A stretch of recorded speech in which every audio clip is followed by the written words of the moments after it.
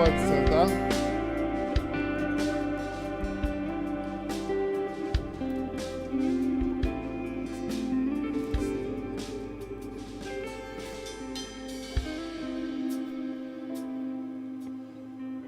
Amém, irmãos? Também queria... o Bruno já passou a questão do nosso Instagram. Estamos também no YouTube, a página da igreja, que está transmitindo ao vivo.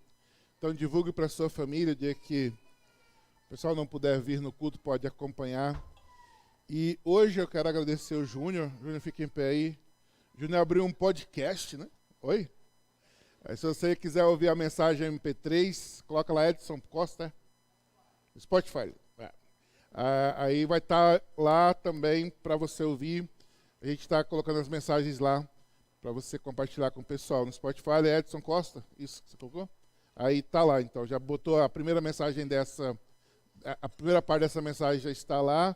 E também a gente, da agorinha, já vai para os grupos da igreja, o MP3 gravado na mesa pelo Jefinho, que faz um excelente trabalho, está aí também. Mas, se você quiser enviar, compartilhar no Spotify, tem lá agora, a partir de hoje, né?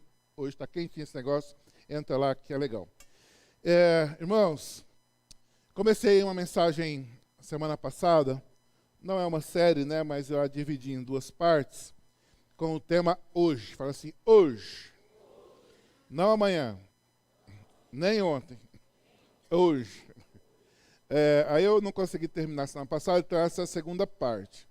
A ideia desse tema foi dar uma localizada em nossa vida, acerca dos nossos tempos, sabedores que somos fugitivos, né? E às vezes o nosso passado se torna um lugar de prisão, porque a gente vive lá, com saudade do que passou, sabe? Ter saudade é legal, mas viver lá não vai dar. Sabe aquelas pessoas, e às vezes acontece comigo, com você, que não evoluímos em algumas áreas porque a gente quer que a vida fique lá. 1930, né? Quer que fique lá. Ou então a gente se esconde também fazendo planos mirabolantes. A gente foge para um futuro inexistente. E aí a gente vive falando assim, quando isso acontecer, e a gente até se enche de fé, e a gente foge tanto para o passado, quanto para um futuro, e esquece de viver o hoje. E o hoje é importante demais, porque o hoje depende do seu futuro. E aí a gente pensou sobre isso semana passada, e a palavra de Deus, em Hebreus capítulo 2, fala de um tempo chamado hoje. Vede, irmãos, que nunca haja em qualquer de vós um coração mau e infiel, para se apartar do Deus vivo. Antes, exortai-vos uns aos outros todos os dias, durante o tempo que se chama hoje, para que nenhum de vós se endureça pelo engano do pecado, porque nos tornamos participantes de Cristo, se retivermos firmemente o princípio da nossa confiança até ao fim. Hebreus 3, de 12 a 14. A palavra hoje desse texto significa momento presente da oportunidade espiritual. O tempo é esse, a oportunidade é agora. Deus tem algo para você nesse dia, nesse tempo. E nós estamos marcados. Cada dia que nós vivemos nos marca. Talvez daqui a alguns anos você vai ter saudade desta noite aqui. Teve uma noite que eu fui lá na igreja, eu conversei com fulano de tal, eu sentei talvez no terceiro ou quarto banco. Então, os tempos marcam a gente. Os tempos marcam a gente. E os acontecimentos também marcam a gente. E aí, eu estava pensando essa semana que até cheiro marca a gente. Você já passou por algum lugar que você sente o cheiro de uma árvore, você lembra de um lugar? Assim, poxa, quando eu tinha 16 anos, eu morava numa casa que tinha um pé de pitanga na frente. Aí quando você sente o cheiro da pitanga, você fala assim, olha, né? Lembra daquele lugar. Até o cheiro traz memória. O que você cheira, né? Então as nossas memórias são importantes, elas são marcadas, amém? E os lugares que a gente passa, marcam. Somos marcados por lugares e acontecimentos. E eu peguei aqui para conversar com os irmãos a vida de Saulo. E eu vou reprisar, então, rapidamente alguns lugares por onde ele passou e as marcas que ele deixou e marcas que ele levou também. O primeiro lugar que eu falei foi quando Saulo estava em Tarso, da Cilícia, o lugar do seu nascimento, o lugar da onde ele foi criado, onde ele foi formado, o lugar que ele podia dizer nos seus escritos: eu sou Paulo, eu sou Saulo, de Tarso, criado aos pés de Gamaliel, e ali ele contava toda a sua história a partir do lugar que ele nasceu. Então, o lugar que ele nasceu deixou essa marca. E lá em Tarso, a princípio, primeiro momento que nós vemos as marcas desse lugar na vida dele, nós vemos que é o lugar onde ele foi criado, o lugar onde ele foi formado, o lugar de família. Certamente lá em Tarso, que Paulo passava, e nas esquinas talvez tinha um sobrinho, um tio, um avô, uma mãe, um pai. A gente não tem todas as informações bíblicas, mas Tarso é o lugar dele. E no lugar dele, ele vai ver o quê? Família, né? Aqui, por exemplo, esses tempos eu estava lá em Nova Mutum, e aqui a gente anda por quanto é lugar, e é difícil ver um parente. Daí um dia eu estava lá, passando com o carro na avenida lá, aí vem subindo do outro lado o meu irmão. Eu falei, interessante, né, cara? Tô vendo meu irmão ali do outro lado, passando. Lugar de família, né? Quantos lugares que eu ando que eu vejo meu irmão passando do outro lado? Ah, Lula, beleza. Tal. Aí andei mais um pouco, vi uma outra irmã minha. Falei, minha irmã também, poxa vida, né? Então ali é o lugar de família. Saulo, talvez em Tarso, passava, bom dia, tio, benção, tio. Né? Tal. É o lugar que formou ele. Nós também temos lugares que nos formou, que marcaram a nossa vida. É o lugar onde ele se formou, é o lugar de família. Ele cresce e ele sai, e ele tem autoridade agora do sumo sacerdote. Ele se apresenta agora como um homem adulto, como um guerreiro, um justiceiro, um defensor da religião e do poder. Isso é Saulo saindo de Tarso, pegando a autoridade como sumo sacerdote. É revisão, então eu estou passando rápido.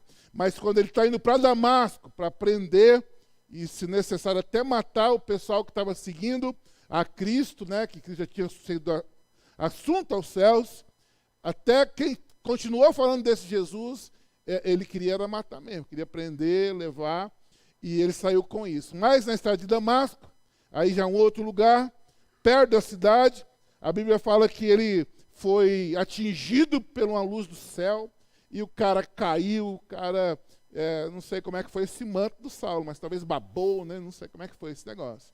Ele caiu no pó, né? Literalmente, e Jesus falou com ele. Então aquele lugar para ele se tornou o lugar da experiência. Perto de Damasco, o lugar da experiência, o lugar de questionamento, porque quando Jesus vem até ele, a primeira coisa que Jesus faz é questionar. Saulo, Saulo, por que você está me perseguindo? O que eu lhe fiz, foi? Qual que é o problema, né? Por que você está me perseguindo? Então é o lugar de questionamento, é o lugar de ouvir a voz de Deus, porque ele reconhece logo, é o Senhor, né, Jesus? Ele logo entende que é a voz de Deus na vida dele. Foi o lugar de reconhecer Jesus, foi o lugar de entregar o senhorio. Ele era todo dono de si, a formação dele era muito forte, então ele era todo dono de si, dono da razão, mas ali naquele lugar ele entrega o senhorio a Deus. É o lugar de receber um novo comando sobre a vida. Então ele tinha a mão dele sobre a vida dele, mas ele tira a mão dele e fala assim, não, Senhor, eu coloco a mão do Senhor sobre a minha vida. Ele entrega o senhorio ao Senhor Jesus. E é o lugar também da solidão. Porque quando ele vai perguntar para os parceiros, vocês viram Jesus aí não? Fala assim, não vimos não. Né? Experiência com Deus é coisa bem particular. É coisa sua mesmo. E às vezes você está sofrendo porque você quer que os outros entendam. Meu irmão, se você entender já está bom demais. Né? Porque Deus faz os negócios que a gente nem a gente entende. Né? A gente quer que os outros entendam. Então, é o lugar de uma certa solidão, o lugar da experiência. E é o lugar de ser conduzido também, isso tudo perto de Damasco, porque ele foi conduzido até Damasco. Em Damasco, o profeta Ananias ora por ele recebe um novo olhar, ele vê outras coisas. É o lugar das grandes transformações. Estamos com Saulo em Damasco, Damasco, o lugar das grandes transformações, o lugar de um novo olhar. E talvez eu quero que esse seja o tempo da sua vida, um tempo de Damasco na sua vida, das grandes transformações, de um novo olhar, de um novo tempo com Deus. Amém? Ainda em Damasco, uma última coisa que eu quero já na parte 2, agora começando a mensagem de hoje.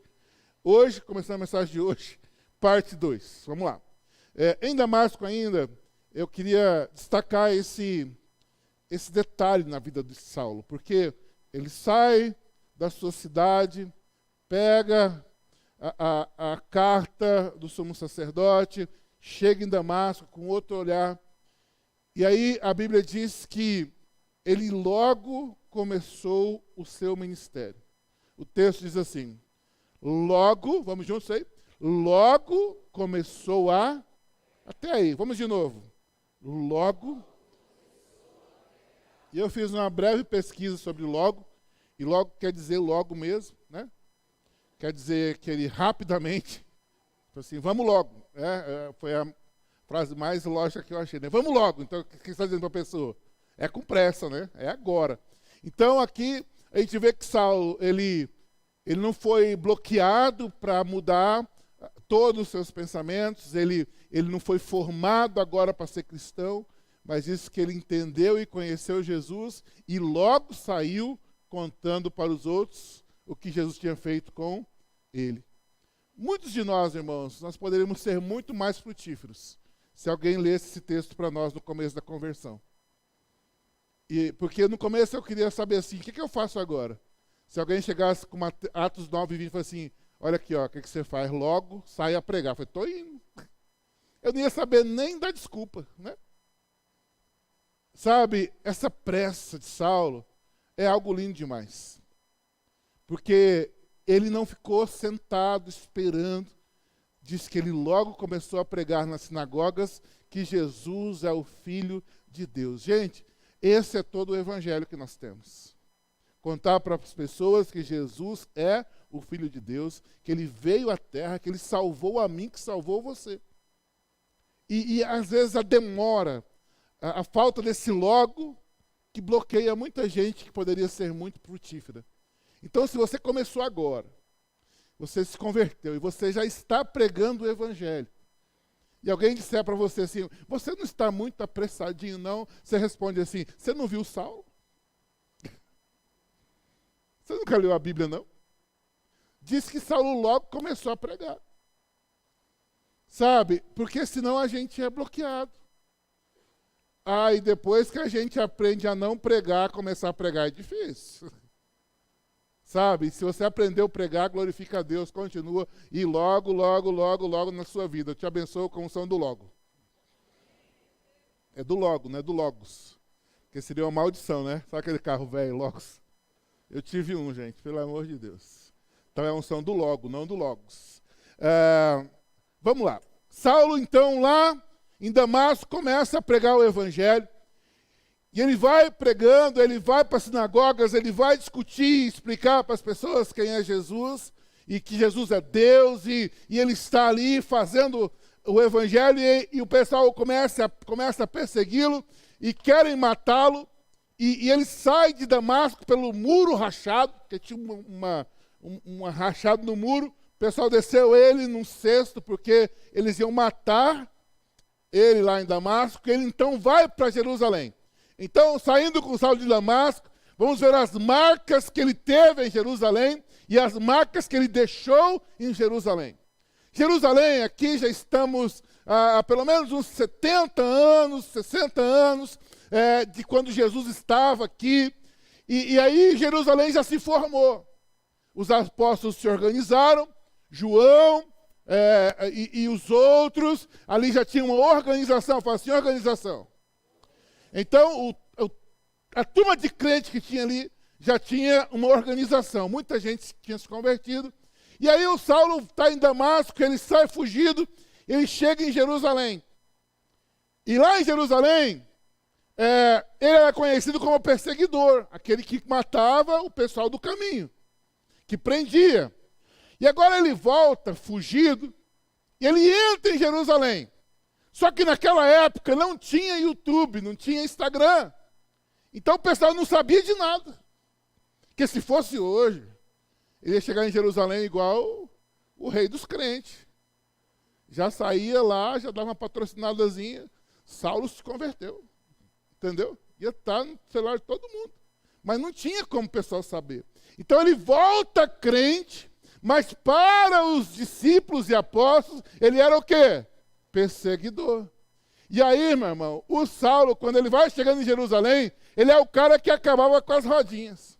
O pessoal estava lá, Jesus é bom, não sei o que, o Saulo chegava, o pessoal saía, né? Com medo. Então Jerusalém, que era para ser o lugar dele chegar e ser bem recebido e tal, foi o lugar de uma experiência traumática. Porque o pessoal tinha medo e se afastava dele. Olha o que o texto diz, a palavra que diz isso. Quando chegou a Jerusalém, tentou, repita comigo assim, tentou reunir seus discípulos, mas todos estavam com medo dele. Fala assim, não acreditando que fosse realmente um discípulo. Então ele chega e ele precisa lidar agora já, ainda novo convertido, ele precisa lidar com a frustração. Então, Jerusalém é o lugar da frustração de Saulo.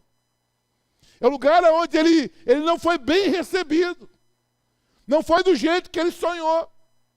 Não foi do jeito que ele quis. Então, aqui poderia acabar a história de Saulo, porque Jerusalém, a princípio, para ele, é o lugar da provação. Tem lugares na nossa vida de provações, sim ou não? E aqui Saulo poderia acabar. Tem lugares, tem situações, tem pessoas que deixam claro que nós não pertencemos. Ali, ele chegou e ficou claro, ficou estampado na cara do Saulo que ele não pertencia. Não era ali o lugar dele, não era ali a casa dele, ali ele não ia ser bem recebido, e as pessoas tinham medo dele, e as pessoas não acreditavam nele. Querido, quando nós não acreditamos nas pessoas, nós temos a tendência de matá-las. Então a gente precisa entender que Jerusalém, a princípio, para Saulo, era um lugar de morte. Porque ele ficou desacreditado. E aí você imagina, agora ele tinha a perseguição dos que perseguiam e a rejeição do povo que ele pensou que ia abraçar. Então Jerusalém é um lugar difícil para ele. É um lugar difícil. E o que acontece nessa situação? Aqui poderia acabar a história do Saulo.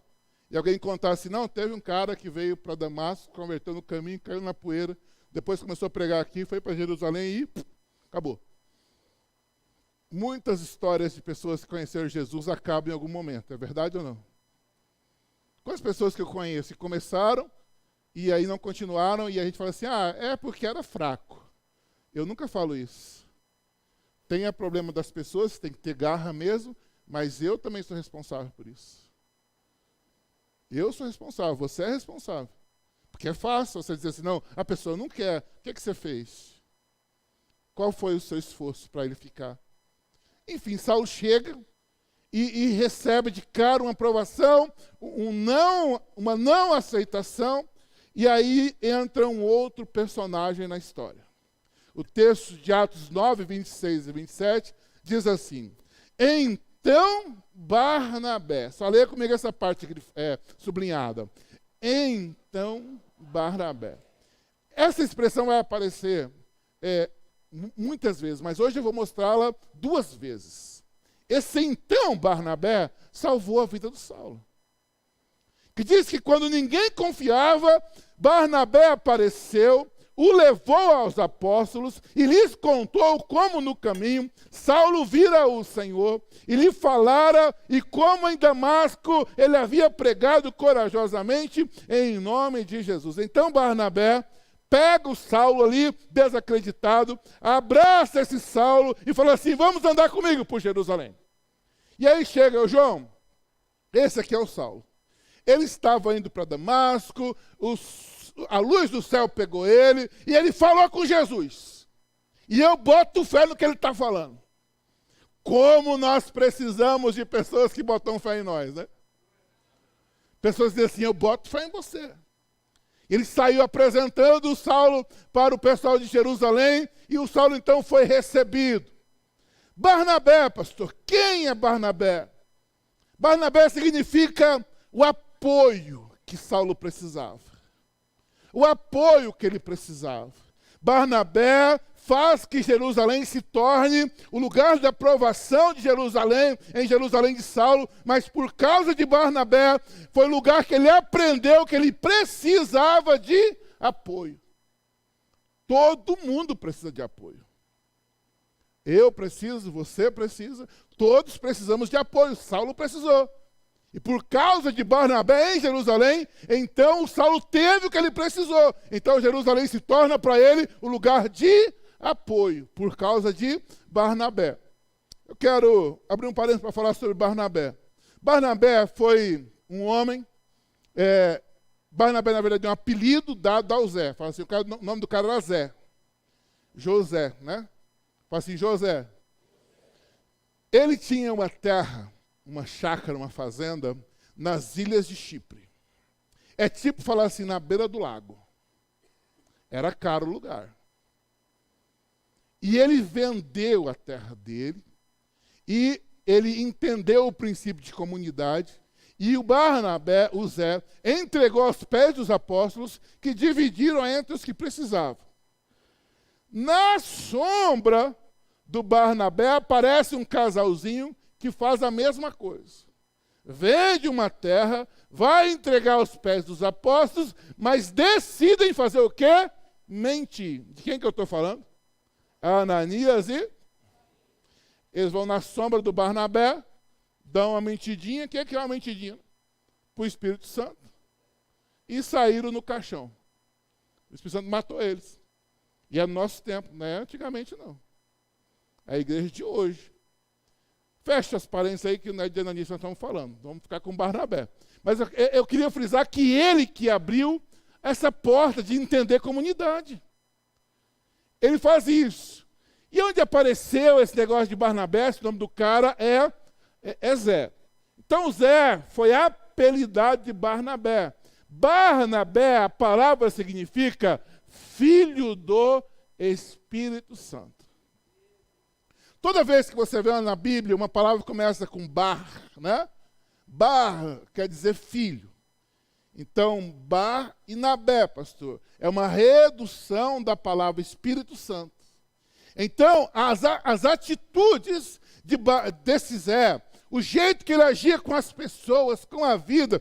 Eu vejo Barnabé, um cara amoroso, cuidadoso, zeloso, feliz. E os apóstolos olhando para ele, falam assim, vamos dar um apelido para esse cara.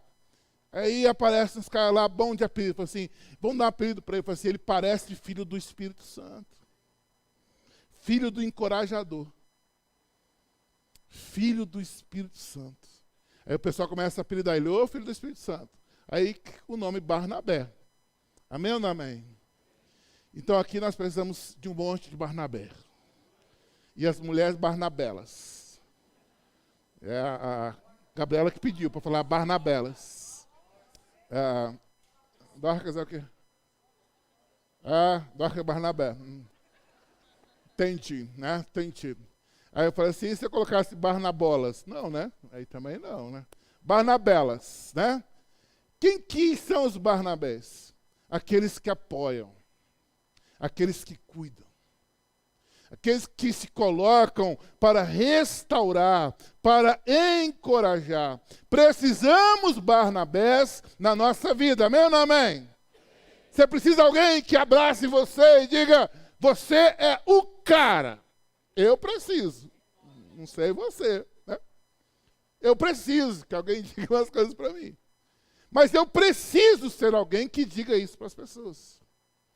Tanto eu preciso de Barnabé sobre a minha vida, como eu preciso ser Barnabé na vida de outros. Porque só dá, não dá certo.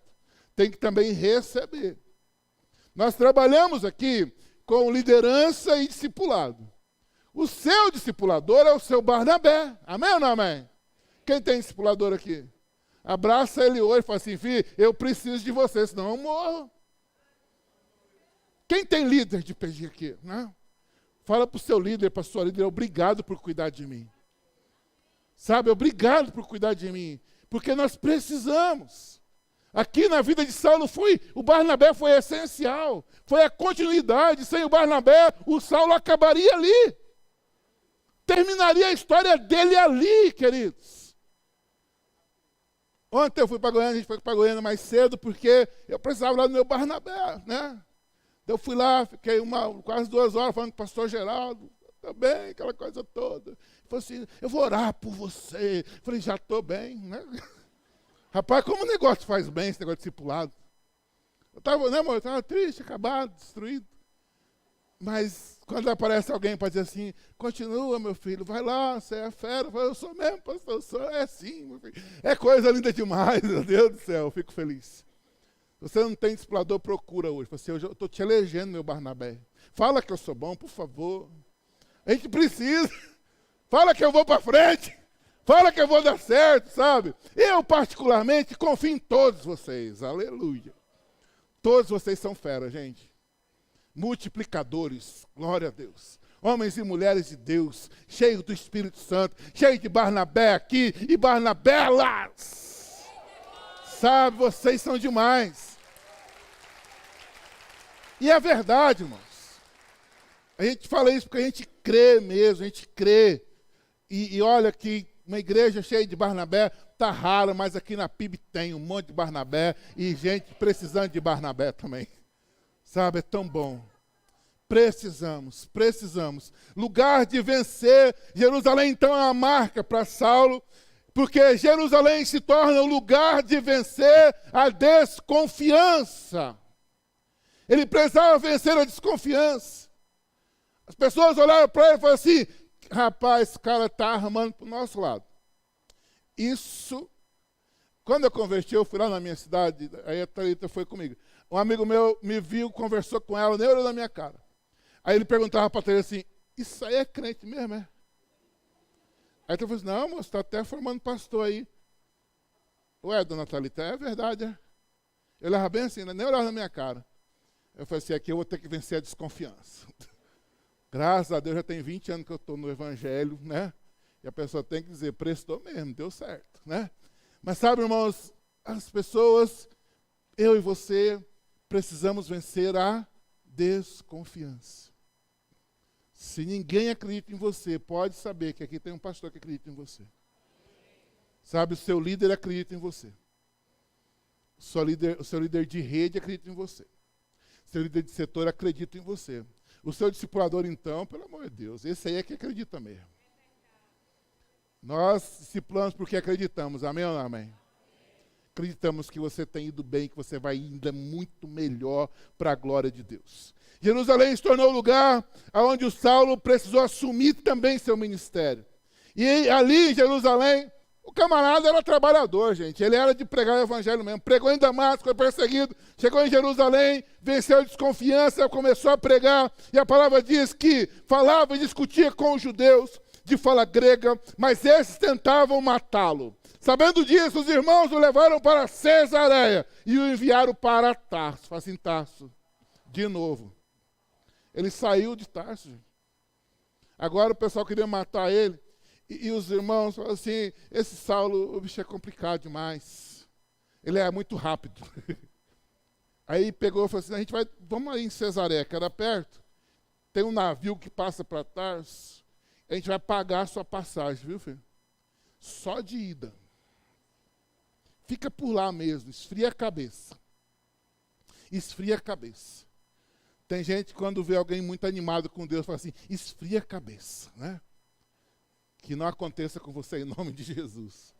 Porque se você estiver acelerado e encostar em nada, fala assim, esquenta a cabeça. Esquenta a cabeça, vai para cima mesmo, porque Deus tem muito na tua vida. Irmãos, olha só. Isso aqui parece um ato legal, mas o pessoal gelou Saulo. Jogou o cara numa geladeira. Tarso, nessa segunda vez, vai significar frieza, sumiço.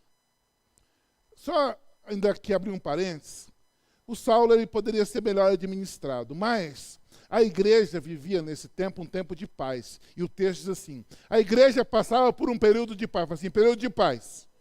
Em toda a Judéia, Galiléia e Samaria, ela se edificava, encorajada pelo Espírito Santo, crescia em número, vivendo no temor do Senhor.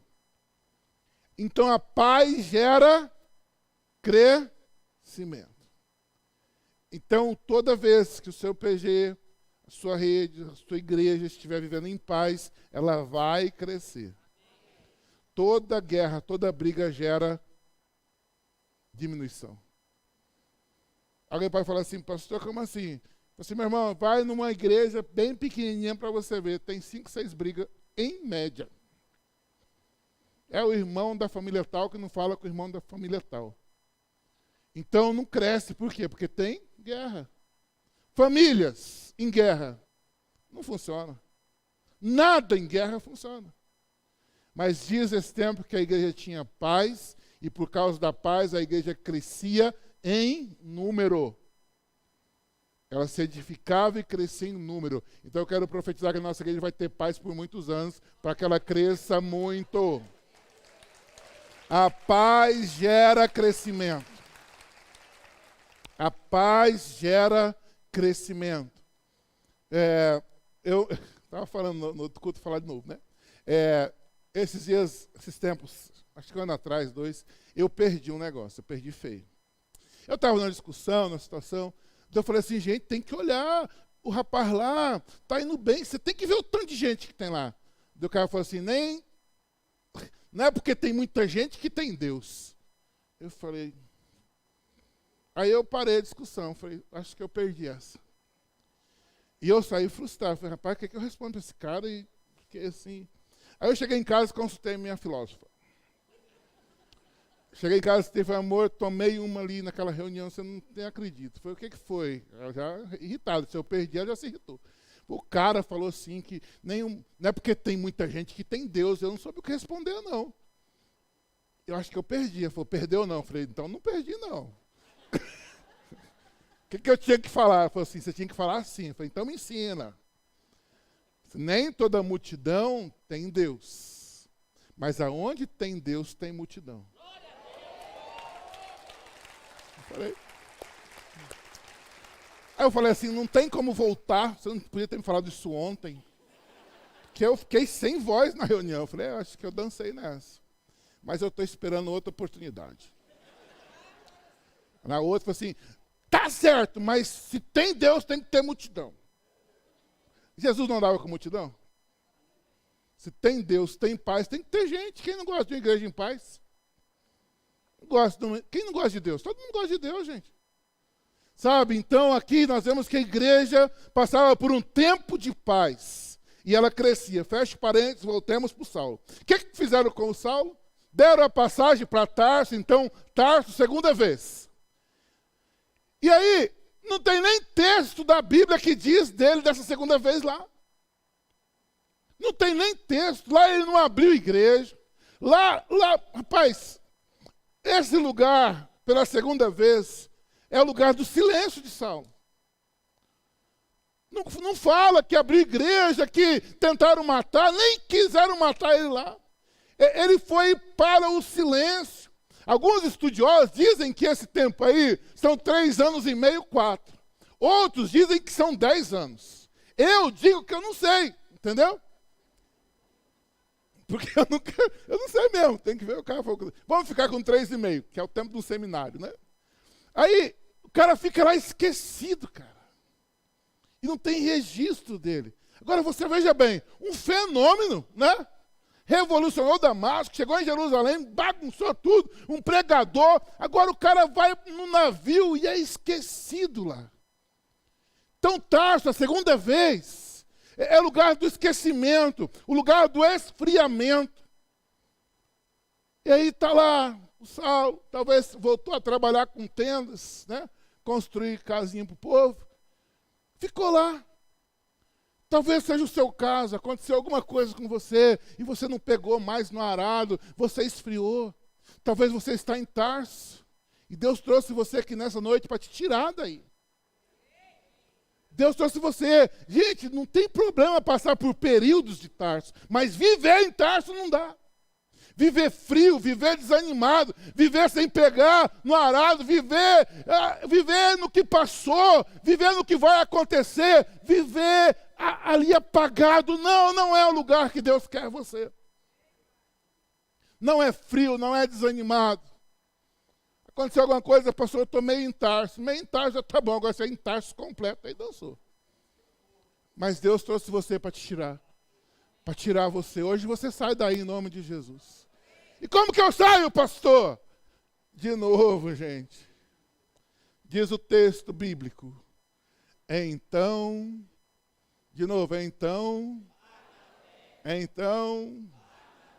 foi a Tarso procurar Saulo. Que lindo, irmãos. De novo, Barnabé. Barnabé não desiste de nós. Tem um movimento de Deus por ali, né? Aleluia. Tem um movimento de Deus, né? Porque o Espírito Santo não desiste de nós. Então Barnabé foi a Tarso procurar Saulo. E quando o encontrou, levou-o para Antioquia. Assim, durante o ano inteiro, Barnabé e Saulo se reuniram com a igreja e ensinaram a muitos. O Filho do Espírito Santo foi a Tarso procurar Saulo. Barnabé são integradores. O que aconteceu, pastor? Por que ele foi lá? O que aconteceu? O Saulo está lá esquecido. Não sei se 3 ou 10, né? Pegar uma média da 7. Está lá esquecido. E lá em Jerusalém, Deus está fazendo uma obra maravilhosa de salvação. E alguém sai de Jerusalém e vai para nessa Antioquia, que é longe de Jerusalém. E lá na Antioquia o evangelho cresce sozinho. Lá na Antioquia acontece um fenômeno que tem um avivamento. E o pessoal de Jerusalém nem está sabendo. E alguém chega lá, vai lá em Jerusalém avisar os apóstolos. Chega lá e fala, gente, vocês conhecem Antioquia? Antioquia, não, assim, sei, lembra, mais ou menos. Está tendo um avivamento lá. Vocês precisam mandar alguém, porque já tem uma igreja enorme lá, Antioquia, Jesus já está operando lá, e precisa mandar alguém. Os apóstolos olham e falam assim, vamos mandar quem? Barnabé. Barnabé, pega a mala, vai para Antioquia, seja o pastor daquele povo lá. Vai lá, resolve esse negócio de Antioquia. O Barnabé sai. Aí chega lá e vê que Deus está operando, e aí o Barnabé se lembra de quem? Saulo. Eu imagino ele lá na igreja, na cidade, ele fala, eu preciso de ajuda aqui. Ah, aquele cara. Gente, deixa eu falar uma coisa para vocês. O Barnabé sai da Antioquia, viaja para Tarso. E o texto, volta o texto aí para mim, por favor, diz que ele foi procurar Saulo. Aí talvez uma cidade de 30, 40 mil pessoas, eu não sei, mas a verdade é que ele chega sem saber onde o cara mora. Ele entra na cidade perguntando, gente, quem conhece aqui um tal de Saulo? O cara faz tenda, tal.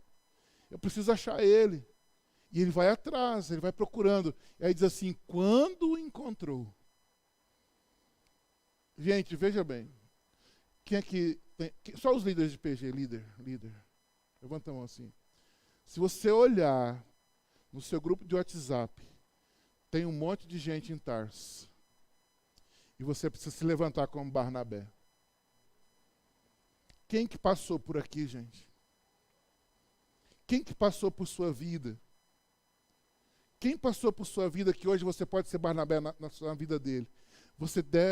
Eu devo ser Barnabé na vida das pessoas, mas as pessoas não podem passar por nós, ter um Damasco, enfrentar uma Jerusalém e parar em Tarso novamente. E se eles foram parar em Tarso, nós temos que ir lá buscá-los. Deu para entender? Ah, chegou aqui, viveu um Damasco, viveu uma Jerusalém, a gente confiou na pessoa, mas de repente o cara voltou para Tarso. Tem Barnabés aqui nesta noite? Vamos atrás, gente. Vamos procurar. Vamos deixar ninguém se perder, não. Porque uma alma vale mais que o mundo inteiro. A nossa visão é amor e cuidado. E isso está gerando um número muito grande, mas número nunca foi o nosso foco. As pessoas são os nossos focos. Então não adianta ficar com números no seu WhatsApp. Cada pessoa daquela lá vale ouro para Deus. elas são importantes. Precisamos operar como Barnabés nessa igreja, como homens que vão atrás, como filhos do Espírito Santo. Pastor, mas eu estou num tempo que eu preciso de Barnabé. Vá atrás de um hoje. Vá no seu livro e fala assim, cara, eu estou precisando de cuidado. Cuida de mim que eu vou te ajudar a cuidar dos outros. Porque ficar também só querendo receber não dá, né, irmão? Vai cuidando de mim aí que eu vou te ajudar a cuidar dos outros. Ó, rapaz, eu vou cuidar de você me ajuda. Porque tem muita gente para a gente ganhar. Só que as pessoas não podem passar por nós. Elas vão ficar entre nós para crescer e ser Barnabé na vida de outros. Amém ou não amém? Repita comigo então. Então, Barnabé. Imagina esse encontro lá em Tarso. Barnabé lá, não sei se na época tinha depressão, né? Talvez num quarto escuro. De repente alguém bate na porta. A mãe dele falou assim, ô Saulo, preguiça. Tem alguém te chamando aí. Quem é, mãe? Um cara aí, tal de Barnabé, alguma coisa assim. Quem, mãe? Daí o Barnabé entra e fala assim, meu filho, que palhaçada é essa? Deitado no escuro, né? Levanta, vamos trabalhar. Como nós precisamos de gente que fala assim, levanta, vamos. E ele pega o Saulo, engraçado que o Saulo não resiste. Porque tem gente que está em Tarso, está numa pior, e aí aparece um Barnabé na vida dele. A pessoa muda a agenda, vai lá fazer uma visita. O cara sabe que ele está mal. Aí chega o irmão da igreja lá, ao invés dele falar assim, ai, seja bem-vindo, toma um café, faz um bolo, o que ele fala? Até que enfim lembraram de mim, eu já saio. Então fica mais um tempo aí para você aprender a receber os outros. Tá entendendo? Você está em Tarso, você está na pior, meu irmão. O Deus mandou alguém para cuidar de você e você recebe desse jeito? Aí também não. Se foi alguém na tua casa, faz o café, faz o chá, o bolo, fala assim, volte sempre, eu vou com você, porque é Deus operando na sua vida. É Deus levantando alguém para cuidar de você. É Deus levantando Barnabé na tua vida para te tirar de Tarso e te levar para Antioquia. Porque Deus não acabou com você, Ele ainda tem planos na sua vida. Em Antioquia, Saulo vive um novo de Deus. E aí diz que na Antioquia, pela primeira vez, o povo que seguia a Cristo foi chamado de cristãos. O que aconteceu na Antioquia? Gente, isso aqui é lindo demais. Porque lá, eles viveram a igreja, pastoreados por Barnabé, de uma maneira tão amorosa, que o pessoal dizia assim, parece Cristo. E aí é assim que funciona. Se você chama José, você tem um filho que parece com você, o que o pessoal fala? O Zezinho. Anda igual o pai dele, ó o Zezinho. Lá na Antioquia o pessoal falou assim, essa igreja aqui parece Cristo. Olha os cristinhos. Era isso, é isso mesmo a palavra. Depois foi organizando para cristão, sabe? Mas toda vez que você diz assim, eu sou cristão, você diz assim, eu pareço com Cristo. E Cristo não mente. Cristo não rouba. Cristo não engana. Então, para você carregar o nome de cristão, eu e você precisamos cuidar do nosso testemunho, porque nós carregamos o nome de Cristo. Então, não podemos viver de qualquer jeito. Porque eu carrego o nome de Cristo. Deixa para lá, eu ia falar um monte de coisa. Saulo na Antioquia. O que significa Antioquia na vida desse cara? Lugar de, de novo, vamos comigo. Antioquia significa lugar de relançamento. Teve um lançamento lá em Damasco, o cara esfriou, mas Deus não terminou com ele. E na Antioquia, por meio de Barnabé, o Saulo é relançado. Vai de novo, Saulo. Você tem uma outra oportunidade. Deus ainda tem coisa na tua vida. E eu quero profetizar Antioquia na tua vida, irmão. Deus não acabou, Deus vai te usar poderosamente ainda. Deus tem coisas grandes para você, tem uma Antioquia toda para você, é lugar de retomada, é lugar de começar de novo. Não deu certo a primeira vez, pastor, não tem problema, porque a Antioquia chegou e é lugar de Deus fazer de novo. Quantas vezes, irmãos, eu precisei de Antioquia na minha vida? Eu falei assim, agora acabou, não dá mais. E Deus ou usa alguém, ou eu vou para a oração, ele mesmo faz direto. Não tem ninguém para usar, eu vou fazer direto. Fala assim, vai Edson, continua que eu estou contigo ainda. Eu falei, então tá bom, então eu vou. Sabe, a gente não é obrigado a viver o tempo todo em Damasco. A gente não é obrigado a viver o tempo todo em Jerusalém. Mas a gente também não é obrigado a viver o tempo todo em Tarso, porque Deus nos leva para Antioquia. Deus está dizendo a pessoa nessa noite que Ele está fazendo de novo. É uma retomada da nossa vida. É um relançamento. Ele ainda conta com você. Você é Barnabé, você é homem de Deus, você é mulher de Deus. Deus tem muito com você, sabe? Não desista. Não viva em Tarso, não vai para dentro de um quarto escuro, não. Levanta a cabeça. E se você conhece alguém que está em Tarso, irmão, você não pode passar essa semana sem levá-lo para Antioquia. Ah, o fulano esfriou, se esfriou, você esquenta. O fulano desanimou, você anima. Porque você é Barnabé, você é Barnabela. Eu estou profetizando, quem crê, diga amém. Antioquia significa lugar de retomada. Deus, ele recomeçou com Saulo. Deus, ele recomeçou com Saulo. Coloca o resumo aí para mim. Essas duas mensagens nós falamos de Saulo em Tarso, lugar da criação. Falamos de Saulo em Damasco, perto de Damasco, lugar da experiência. Falamos em Jerusalém, que ele precisou provar as pessoas e a si mesmo, e foi provado e venceu. Tarso, uma segunda vez, Saulo em Tarso pela segunda vez, lugar do esfriamento. Mas nós encerramos essa mensagem dizendo que Deus tem uma Antioquia, como teve para Saulo, tem para mim, tem para você, para você, para você. Deus tem uma Antioquia, um lugar dele fazer novamente. Dele continuar com você. Eu quero orar por isso, por uma Antioquia na sua vida. Um tempo de relançamento, de fazer de novo. Pastor, nunca aconteceu comigo, então eu vou orar por uma Damasco com você. Ou Damasco, Antioquia, eu não sei onde você vai estar hoje. Mas eu não quero ver você em Tarso pela segunda vez.